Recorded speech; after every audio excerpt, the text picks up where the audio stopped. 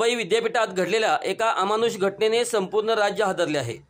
विद्यापीठ परिसरात एका बौद्ध भिक्खू भंतेजींना चिवर काढून नग्न करून मारहाण करण्यात आली आहे। या घटनेचा तीव्र निषेध दी बुद्धिस्ट सोसायटी ऑफ इंडिया तथा भारतीय बौद्ध महासभा सांगली शाखातर्फे करण्यात आला आहे। नमस्कार, चांग भलं न्यूज मध्ये आपले स्वागत।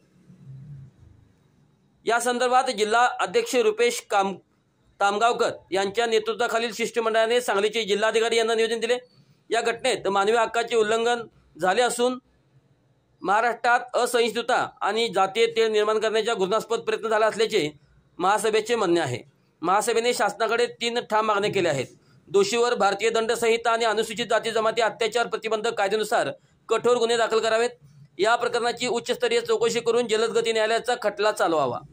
तसेच मुंबई विद्यापीठ परिसरात कायदा सुव्यवस्था अबाधित ठेवण्यासाठी तातडीने उपाययोजना कराव्यात।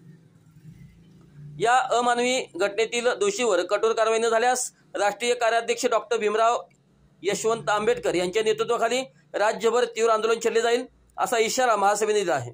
यावेळी जिल्हाध्यक्ष रुपेश तामगावकर, महासचिव संजय कांबळे, कोषाध्यक्ष विशाल कांबळे यांच्यासह मोठ्या संख्येने आंबेडकरी बौद्ध बांधव उपस्थित होते।